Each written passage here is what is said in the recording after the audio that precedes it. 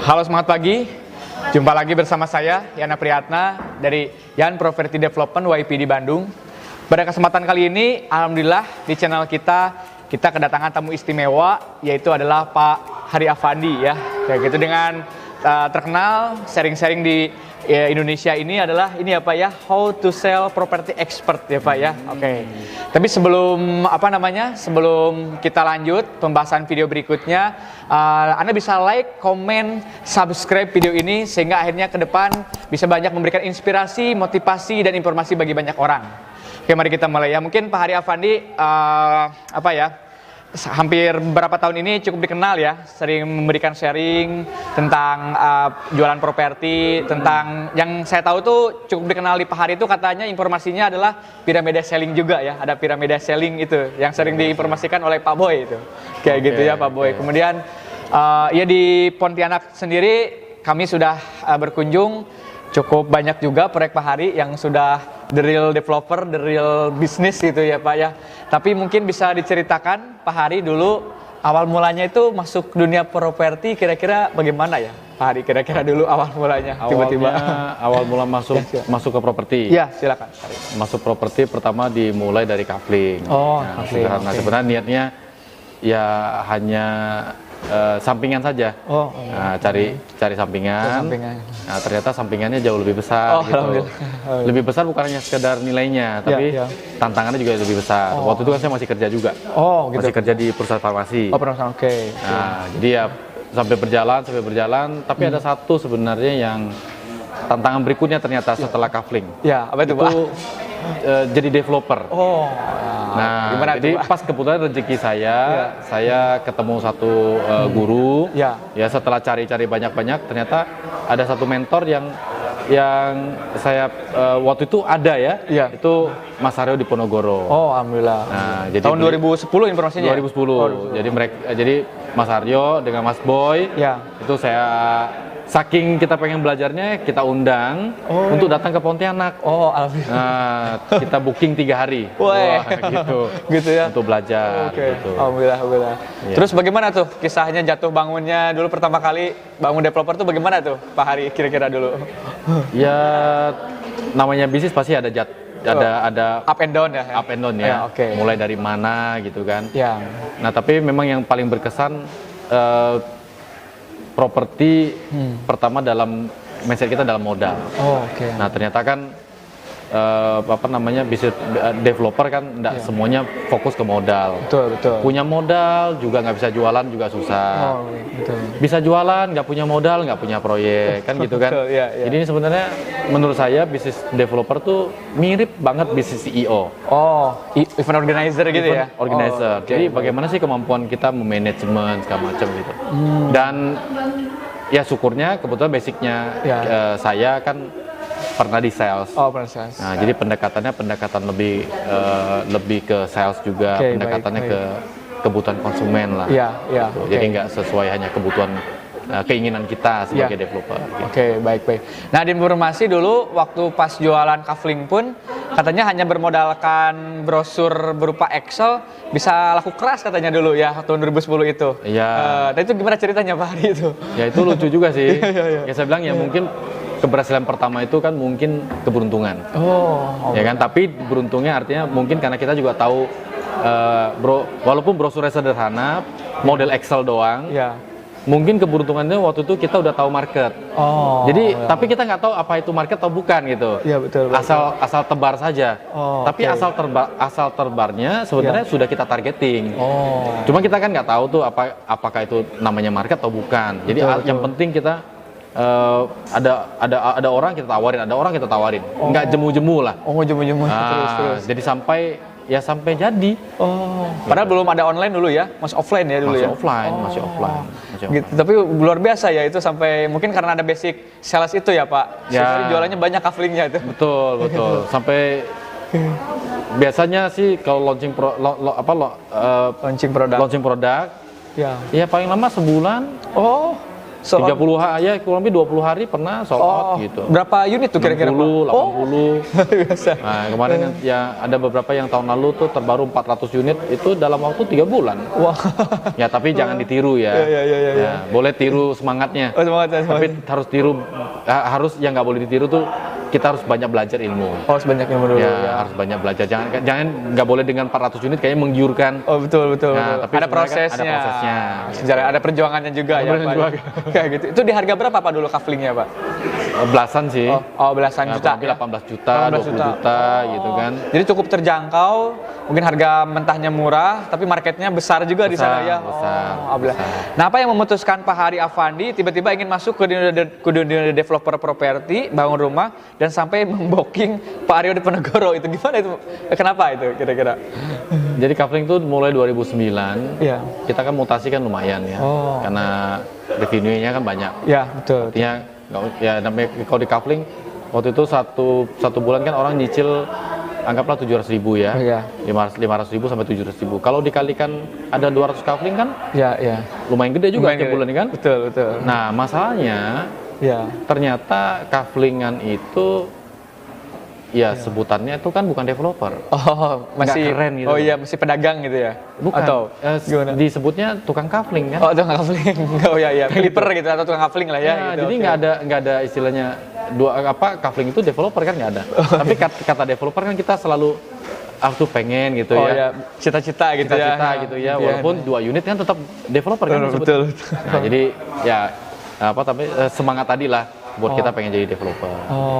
Pengen bantu orang juga. Bantu orang juga. Ya. Dari bantu diri sendiri. Iya, Gitu. betul. Alhamdulillah. Nah, pada perjalanannya ada informasi juga, Bapak juga pernah mengalami mungkin ketipu gitu ya, mungkin ya, atau lahan yang dibeli ternyata mungkin apakah legalnya atau pokoknya mengalami kerugian ya. Nah, itu dulu bisa diceritakan nggak bagaimana itu kok bisa merugi dan bangkitnya kembali tuh bagaimana sampai sekarang itu kenceng tuh larinya itu kira-kira.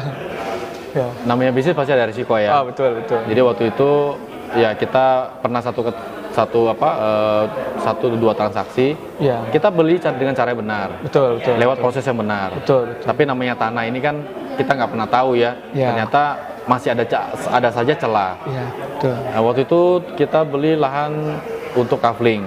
Dan ternyata udah dikaflingkan, ternyata tanahnya masalah. Itu ya harus ganti rugi kurang lebih 3 miliar lebih. Udah 3 miliar lebih ganti, masalahnya yang kita beli tanah juga orangnya nggak ada.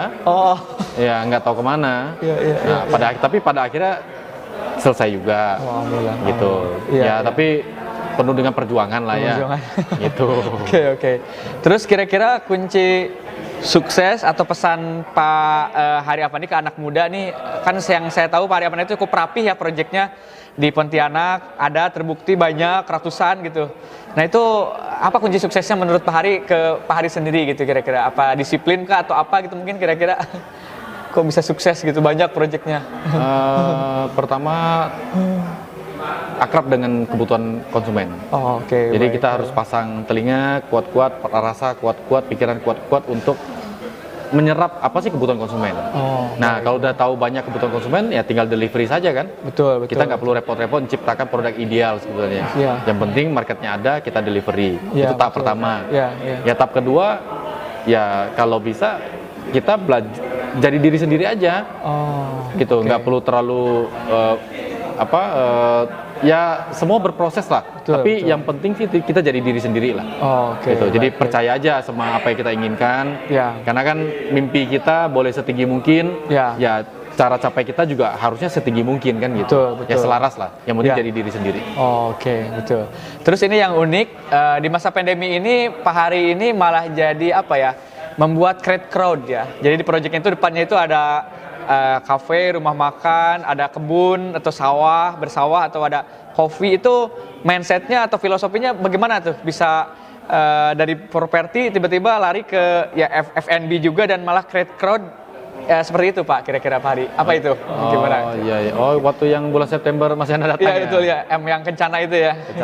Kampung Kencana ya? Iya betul, Kampung Kencana. Ya sebenarnya itu terinspirasi ya ketika selama COVID sih. Jadi kan sebenarnya bangunan itu kan di atas tanah itu kan kita mau bangunin ruko sebenarnya. Betul. Tapi karena pas di COVID, Ya. hikmahnya saya juga stay lama di perumahan itu, di villa itu. Betul. Pikir-pikir apa yang mau dikerjain gitu. Ya. Kalau ini dibangunin ruko, ya ini bisa berantakan, siapa yang mau beli kan, di zamannya susah. Betul. Saya pikir udahlah buat tempat nongkrong aja deh. Itu juga terinspirasi dari anak-anak. Ya. Jadi begitu dibuat. Nah, hanya rezekinya sekali lagi bagus ya. Ya, alhamdulillah. Sekali lagi saya yakin dan percaya teman-teman tim itu beruntung. Ya, baik. Buat tempat yang dulu bilang jauh sekarang jadi dekat. Alhamdulillah. Ternyata berpikir sederhana tadi, buat ekosistem tuh jadi. Oh, oke. Yang tadinya nggak kelirik, Betul, akhirnya orang datang banyak. Akhirnya datang banyak itu menimbulkan impact buat penjualan. Oh, Gitu ya, puji Tuhan sih teman-teman sales pun jadi lebih gampang jualannya. Gampang. Karena dulu kan dibilang jauh. Ya. Sekarang wah kok dekat ya, gitu. Kok lengkap ya, gitu. Ada bayar organik gitu datang ya. Ya, Kayak gitu ke situ juga sambil lihat-lihat ya. Iya, sambil lihat gitu. Jadi ya jujur sih selama pandemi justru penjualan malah meningkat. Oh. Karena orang datang dengan sendirinya gitu. Oh, organik itu ya Pak ya? Organik. Oke. Gitu. Mungkin Pak Hari ada pesan bagi anak muda atau ya developer kelas menengah di seluruh Indonesia yang berjuang nih di saat pandemi. Kadang mungkin cash flow juga kadang sekarang ada yang kembang kempis. Mungkin kira-kira ada pesan biar tetap survive gitu Pak Hari apa nih kira-kira? Selama pandemi ini memang banyak mengubah cara ya. Ya. Banyak mengubah cara kita dalam melihat apapun. Betul. Ada 3 sih responnya. Oke. Yang pertama, apakah kita boleh milih belajar Oke. ya sebagai respon, Iya. tapi belajar yang membuat kita mencari jalan keluar. Oh, oke. Atau kita juga boleh tidak belajar, Iya. tapi kita makin ke dalam, lihat apa sih yang terjadi di dalam usaha kita. Oke. Nah, yang ketiga ya kadang mungkin harus masa bodoh kali ya, supaya apa? Supaya kita tetap on the track. Oh. Sambil ya. kita kaji apa yang harus kita fix cost, harus kita makin pintar ya. Iya, makin Fix cost ya, kita buang, iya. mana yang kita sederhanakan, kita efisien, mana yang overhead terlalu besar kita kecilkan. Oke, betul. Tapi kita kepada hal-hal yang positif, contohnya kayak perbanyak sales, produksi kita belajar timeline produksi. Betul Ya, Pak, betul. itu diatur dengan baik gitu. Ini ada kesempatan di masa pandemi Ya. untuk belajar lebih banyak. Tapi jangan terlalu khawatir. Oke, baik. Gitu. Baik. Karena kalau kita yang percaya Tuhan, tentu Ya. kan rezeki ada di atas. Ya, betul, Di masa apapun, Ya. tetap ada rezekinya. Oke. Gitu. Nggak boleh terlalu khawatir. Oke. Yang penting itu. Oke. Terus satu lagi mungkin perencanaan terakhir, yang saya tahu Pak Hari itu mungkin kultur di Pontianak juga mungkin ya.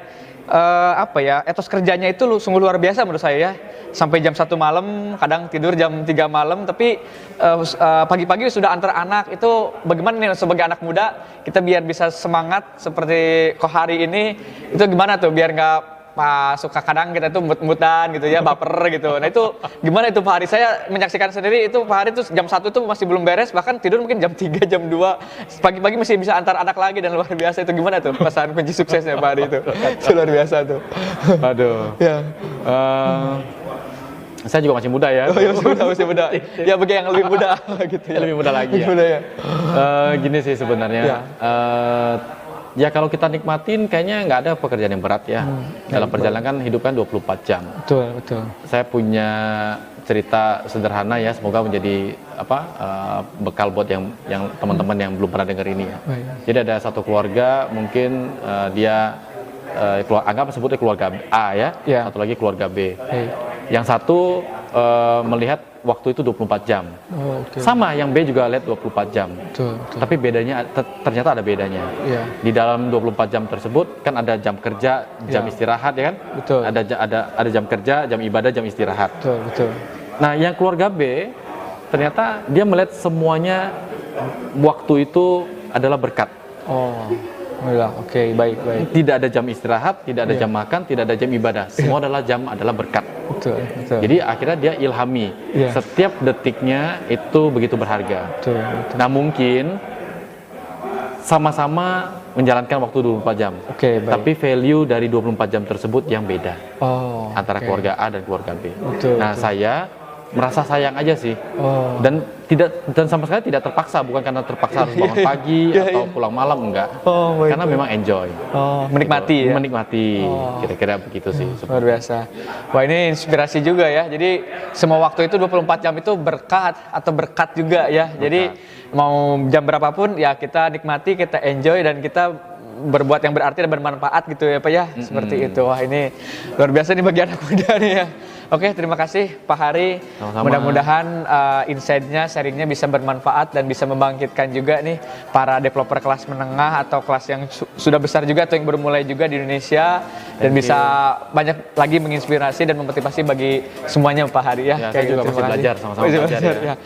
Oke, rekan-rekan, terima kasih. Itulah sharing dari Pak Hari Affandi.